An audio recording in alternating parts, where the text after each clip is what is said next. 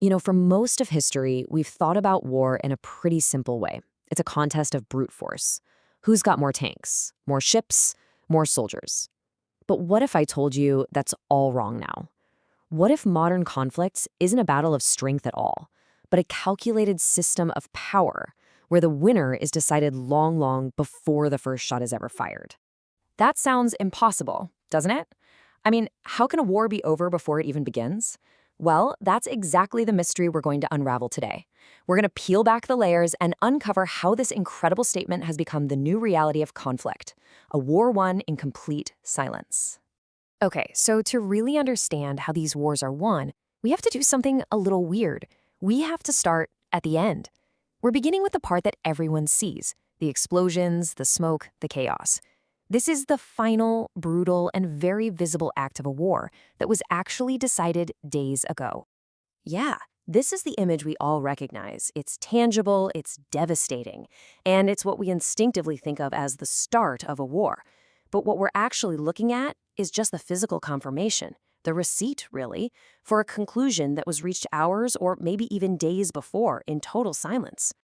And that, of course, leads to the big question. How can an attack be so precise, so completely overwhelming, so final? The answer isn't about the size of the bombs. Nope. It's in the invisible strategy that made them completely unstoppable. So let's pull back that first curtain. See, this first layer has nothing to do with firepower. It's all about psychology. It's a war of illusions, specifically designed to trick an enemy, to bait them, and ultimately to make them defeat themselves by exploiting the very systems they built for their own defense. On this slide, you're basically looking at a brilliant cat-and-mouse game. On one side, you've got a cheap little decoy drone, the Lucas. It's slow, it's simple, and it's designed to look just like a real threat. On the other side, a nation's most advanced, most expensive air defense system. The drone's only job is to get that defender to flinch, to fire their best weapon. But every single time they do, two critical things happen. They waste a priceless missile, and they basically broadcast their exact location to anyone who's listening. Just think about that for a second. Every time the defender hits that fire button, they're spending over $1 million to shoot down a ghost. It's a huge financial drain, for sure. But the real cost is so much higher than just money. Because this is what they're shooting at. A drone that costs less than a new car. The economic imbalance it's just staggering. You can literally send 30 of these decoys for the price of just one of their interceptor missiles. And this is a textbook example of something called cost exchange warfare. See, victory here doesn't come from destroying the enemy's army.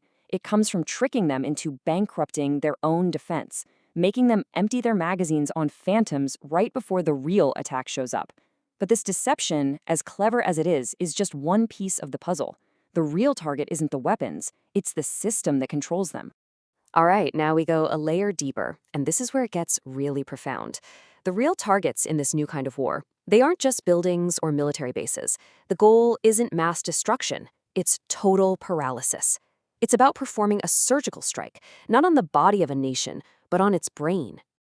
And this brings us to this incredible concept, nervous system warfare. Think about your own body for a second. If you cut the nerves, the muscles can't move, right? Doesn't matter how strong they are. Well, this strategy aims to do the exact same thing to an entire country, to sever the connections that allow its leaders to command, its intelligence to see, and its military to fight back. And just look at these targets. They are not random. Each one is a critical node in that national nervous system. You take out the Ministry of Defense, the chain of command shatters. You hit the fiber optic nodes, and all communication just stops. The result isn't a battlefield victory. It's a systemic collapse from within. And the effect? Well, it's immediate, and it is absolutely devastating. This chart shows what happened to one nation's internet capability after a campaign like this. It goes from 100% down to just 4%. Can you imagine a country where the government, the military, and the people are all suddenly rendered deaf, dumb, and blind? That, right there, is paralysis. So you're probably asking, okay, how is any of this even possible? The decoys, the surgical strikes, it all rests on one single foundational advantage, the most valuable currency in modern warfare: speed. And I don't just mean speed of movement, I mean speed of information and, crucially, speed of decision-making. Just look at this timeline. An older weapon, like a Tomahawk cruise missile, might give a defender, say, 45 minutes to detect it, track it, and hopefully shoot it down. But a modern ballistic missile, it covers that same distance in just a few minutes. That gap, that tiny, shrinking window of time to react, that's everything. It completely removes the ability for humans to even be in the loop. War becomes algorithmic. And this is only possible because the machines themselves have fundamentally changed. We have to stop thinking of an F-35 as just a jet. It's not. It's a flying supercomputer, a sensor, and a data processing hub all wrapped into one. Its primary job isn't even to fight anymore. It's to think faster than any opponent possibly can. And here's how it pulls off that incredible speed. The jet doesn't just see with its own eyes. It fuses data from its own powerful sensors with data from every other friendly plane in the sky, from satellites in orbit, and it puts it all together on one single unified screen for the pilot. That infamous fog of war, it's gone. The pilot gets a god's eye view, seeing everything with perfect clarity in real time. And this brings us to the final, and frankly, the most unsettling layer of it all. The one that makes everything else possible.